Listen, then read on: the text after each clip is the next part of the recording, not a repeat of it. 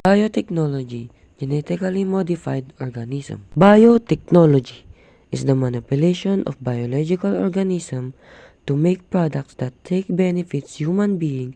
It contributes to such diverse areas as food production, waste disposal, and mining and medicine. Application of biotechnology.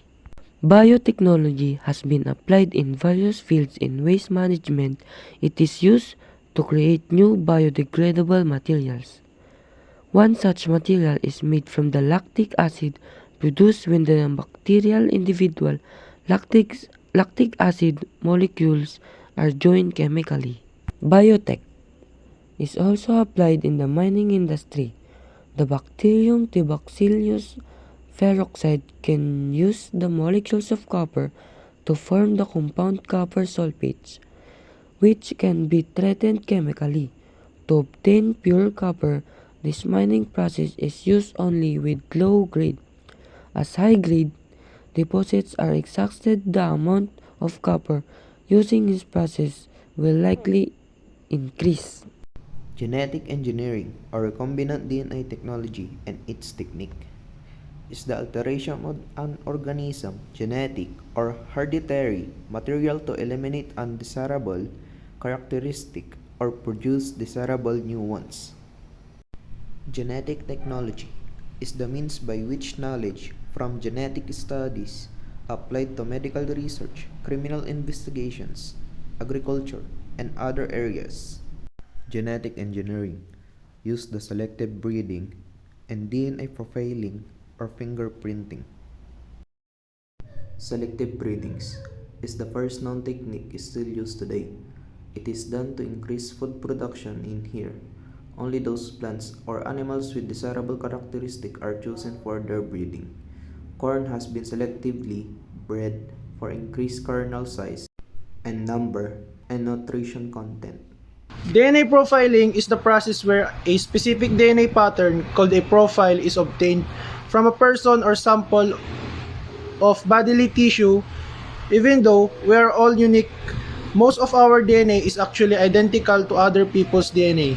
However, specific regions vary highly between people. DNA cloning. DNA cloning is a molecular biology technique that makes many identical copies of a piece of DNA, such as gene. Cloning. The first mammal to be cloned from an adult cell was Dolly the sheep, born on July 5, 1996. The sheep was named after a country music legend, Dolly Parton, because she was cloned from a mammary cell. Application of gene placing. Food production, reconvenient, DNA is used to combat one of the greatest problems in the food production, the destruction of crops by the plant viruses or insect pests. Medicine. The hormone insulin is cloned in the large quantities because this is available in only limited quantities from hogs. Another important genetically engineered drug is interferon, a chemical produced by the body in tiny amounts. Engineered interferon is used to fight viral disease and anti-cancer drugs. Gene placing. In gene placing, DNA cannot be transferred directly from its original organism, known as the donor, to the recipient organism, known as the host. Instead, the donor DNA must be cut and pasted, or recombined into the compatible fragment of DNA from a vector, an organism that can carry the donor DNA into the host.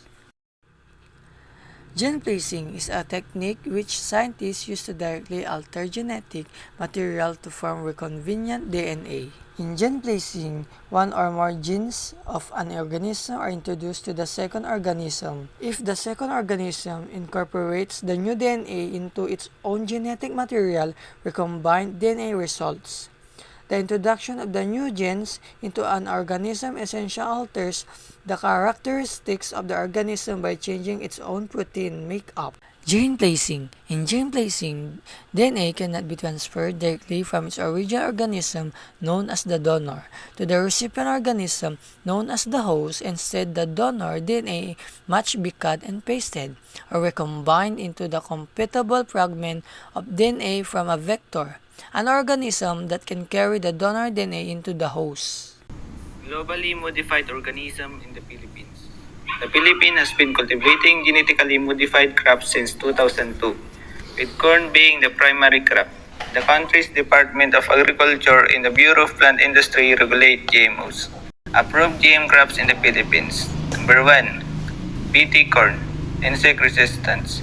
Number 2, Roundup ready soybeans, herbicide tolerant. Number 3, golden rice, vitamin A enriched. GM foods consumption in the Philippines. Filipinos consume GM foods, mainly in the form of processed foods containing GM corns or soybeans. However, there is ongoing debate in public concern regarding GMO safety and labeling. Global status of GMOs. GMOs are widely cultivated and consumed worldwide with 26 countries growing GM crops, over 190 million hectares of GM crops planted globally.